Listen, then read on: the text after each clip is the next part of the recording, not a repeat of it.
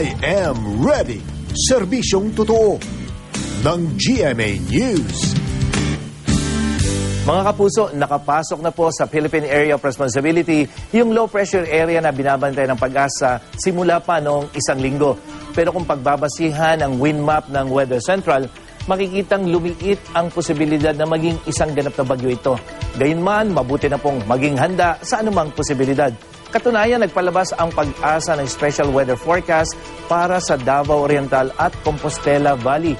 At ayon sa Pag-asa, asahan na ang katamtaman hanggang malakas na pagulan sa mga nabanggit na lugar ngayong bisperas ng Pasko hanggang Miyerkules po yan, December 26.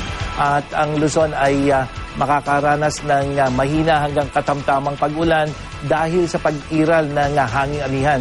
At dito po sa Metro Manila, may maliit na tsansa ng pagulan sa buong maghapon, kaya po huwag din kalimutang magdala ng payong.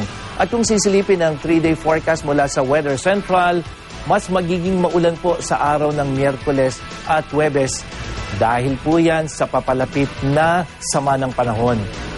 Makakaranas din ng mga pagulan sa malaking bahagi ng Visayas, lalong-lalo na po dito sa may eastern section. Habang may mga pagulan din sa malaking bahagi ng Mindanao at yan naman po ay dahil sa epekto ng Intertropical Convergence Zone.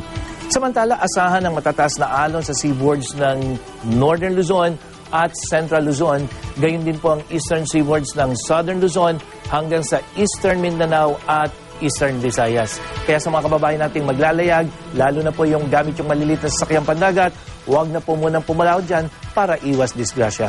At para sa iba pang impormasyon tungkol sa lagay ng panahon, bisitahin lang ang website at Facebook page ng GMA Weather. Ako po si Nathaniel Cruz para sa I Am Ready, serbisyong totoo ng GMA News.